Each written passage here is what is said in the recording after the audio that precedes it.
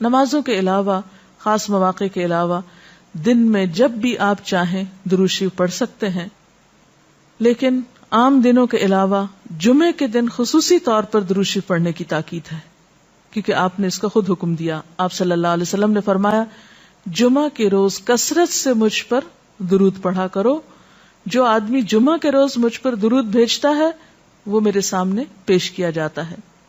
اسی طرح دعا سے پہلے، دعا کے بعد، پھر جہاں کہیں آپ کا نام لیا جا رہا ہو یا لکھا جا رہا ہو یا کسی بھی طرح آپ کا ذکر آئے وہاں آپ کے لیے درود پڑھنا.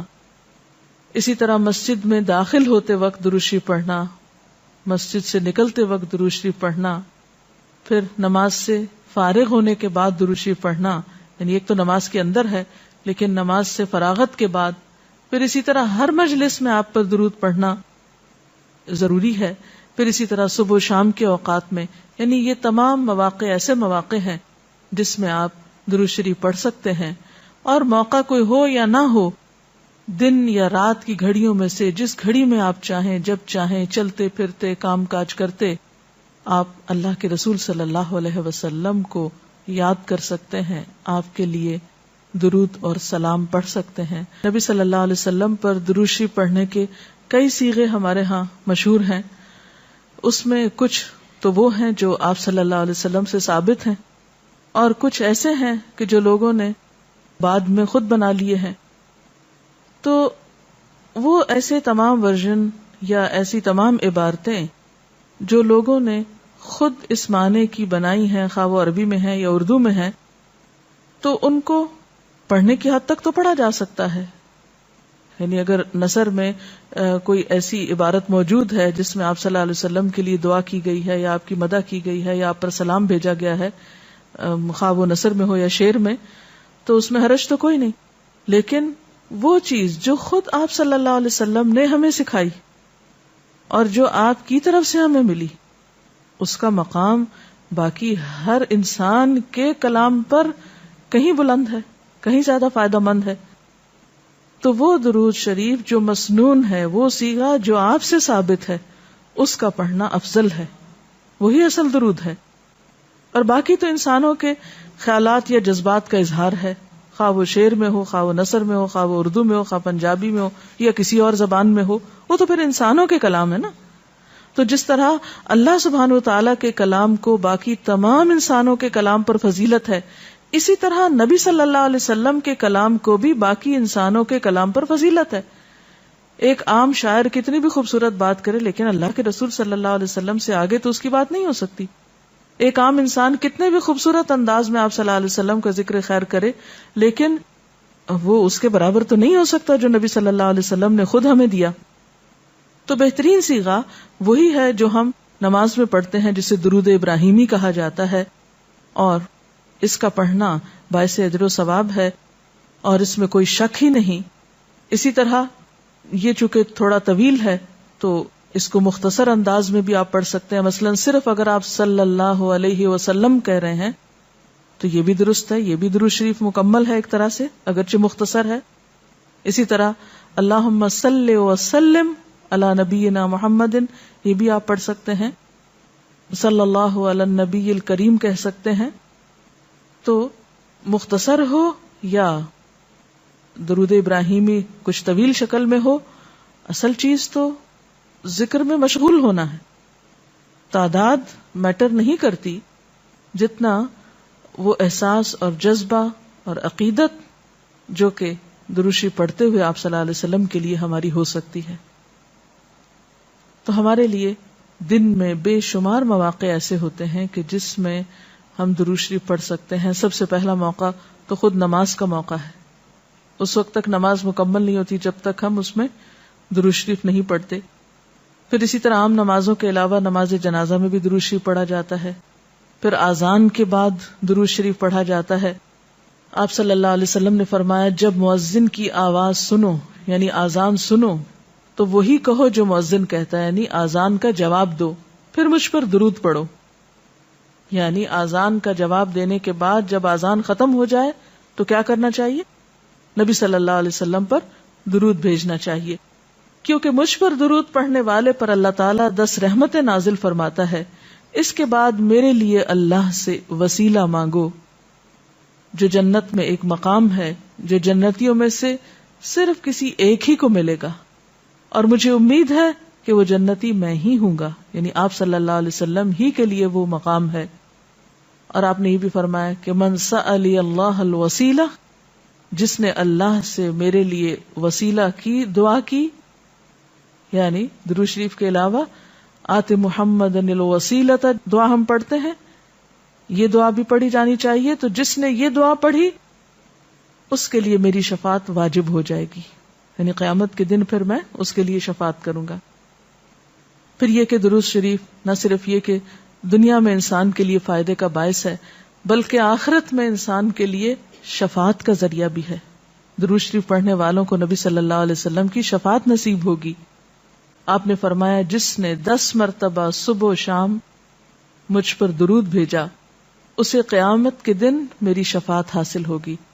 اب یہ کہ اگر زیادہ وقت نہ بھی ملے تو 10 دفعہ درود شریف پڑھنا آخر کیا مشکل ہے، کتنی دیر لگ جائے گی، لیکن اس کا اجر و ثواب اور اس کا فائدہ کس قدر ہے. پھر اسی طرح درود شریف دعاؤں کی قبولیت کا ذریعہ بھی بنتا ہے، یعنی اگر دعا کرنے سے پہلے درود شریف پڑھا جائے اللہ تعالیٰ کی حمد و ثنا کے بعد تو اس سے دعا کی قبولیت میں اضافہ ہوتا ہے. نبی صلی اللہ علیہ وسلم کے ساتھ حضرت عبداللہ بن مسعود اور حضرت ابوبکر اور حضرت عمر تشریف فرما تھے. تو حضرت عبداللہ بن مسعود کہتے ہیں کہ میں نماز پڑھ رہا تھا، میں بیٹھا تو پہلے اللہ تعالیٰ کی حمد و ثنا کی، پھر آپ پر درود بھیجا، پھر اپنے لیے دعا کی. تو آپ نے فرمایا اللہ سے مانگو ضرور دیے جاؤ گے، یعنی جس طریقے سے تم نے دعا کی ہے کہ پہلے اللہ تعالیٰ کی حمد و ثنا کی ہے پھر درود شریف پڑھا ہے، تو اب جو بھی تم دعا مانگو گے وہ دعا قبول ہوگی. پھر اسی طرح ہم دیکھتے ہیں کہ درود شریف نیکیوں کا دروازہ کھولتا ہے، نیکیوں میں اضافے کا ذریعہ بنتا ہے. آپ نے فرمایا جس نے مجھ پر ایک دفعہ درود بھیجا اللہ تعالیٰ اس کے نامہ اعمال میں 10 نیکیاں لکھے گا. پھر اسی طرح فرشتوں کی دعائیں آتی ہیں اس شخص کے لیے جو درود شریف پڑھتا ہے. رسول اللہ صلی اللہ علیہ وسلم نے فرمایا جب تک کوئی مسلمان مجھ پر درود بھیجتا رہتا ہے اس وقت تک فرشتے اس کے لیے دعائیں رحمت کرتے رہتے ہیں. یعنی آپ درود شریف پڑھیں تو فرشتے آپ کے لیے دعا کرنے میں لگ جاتے ہیں. اب جو چاہے کم پڑھے اور جو چاہے زیادہ پڑھے، یعنی کتنی دعائیں چاہیے اس کو. دیکھیں ہم عام طور پر کتنا کہتے ہیں دوسروں سے کہ پلیز ہمارے لیے دعا کیجیے، ہمیں دعا میں یاد رکھیے، دوسروں کی ایک طرح سے منت سماجت کر رہے ہوتے ہیں. لیکن کتنا آسان طریقہ ہے فرشتوں کی دعائیں لینے کا کہ انسان درود شریف پڑھنا شروع کر دے. اور وہ شخص جو درود نہ پڑھے وہ صرف اپنے آپ ہی کو نقصان دیتا ہے.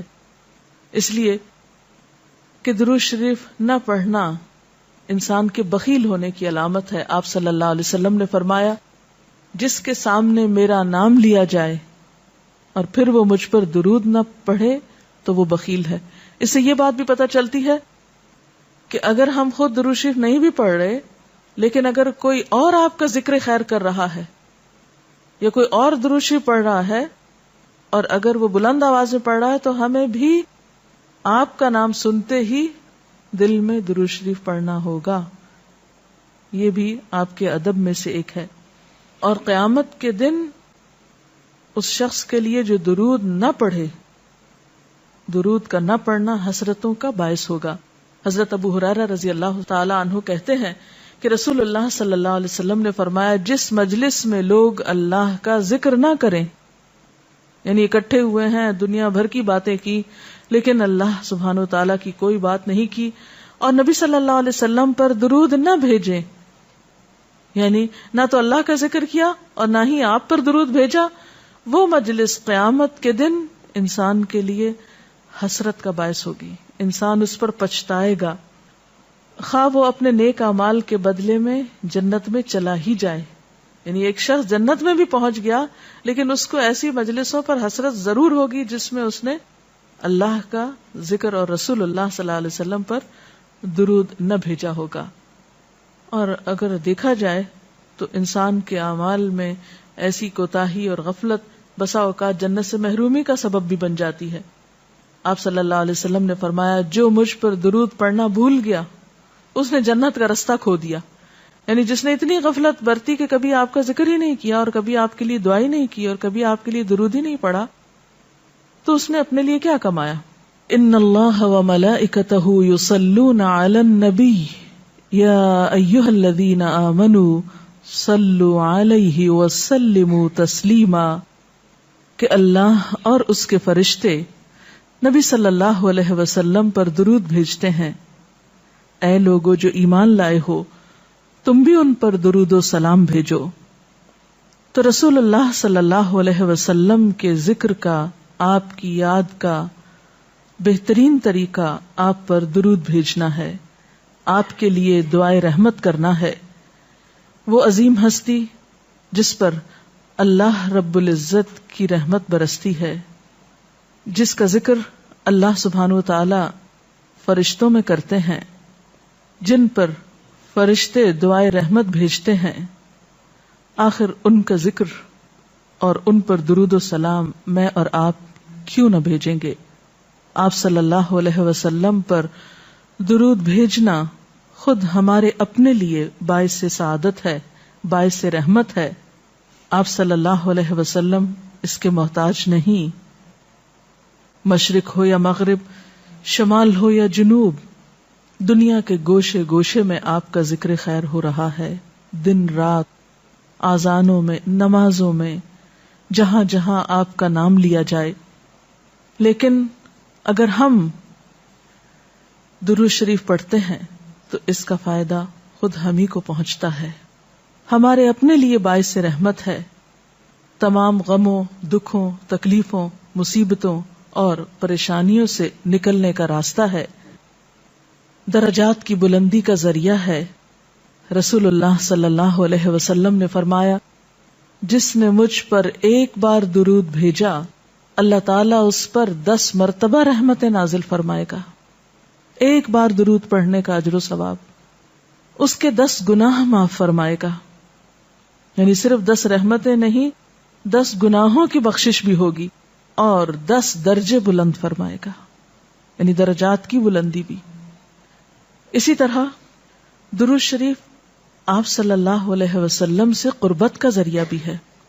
حدیث پاک میں آتا ہے, قال رسول اللہ صلی اللہ علیہ وسلم اول الناس بی یوم القیامت اکثرهم علی صلاۃ, قیامت کے روز مجھ سے سب سے زیادہ قریب لوگ وہ لوگ ہوں گے جو دنیا میں سب سے زیادہ مجھ پر درود بھیجنے والے تھے. یعنی قیامت کے دن آپ کا قرب بھی درود شریف کی وجہ سے نصیب ہوگا. پھر اسی طرح اگر انسان کوئی اور دعا نہ بھی کر سکے, غم, دکھ اور تکلیف کی حالت میں صرف درود شریف بھی پڑھتا رہے تو اسے ساری دعاؤں سے کفایت کر جائے گا. ایک حدیث میں آتا ہے, حضرت ابی ابن کعب رضی اللہ تعالی عنہ کہتے ہیں کہ میں نے آپ صلی اللہ علیہ وسلم سے عرض کیا, اے اللہ کے رسول صلی اللہ علیہ وسلم, میں آپ پر کثرت سے درود بھیجتا ہوں, یعنی بہت زیادہ آپ پر درود بھیجتا ہوں, اپنی دعا میں سے کتنا وقت میں درود کے لیے وقف کروں؟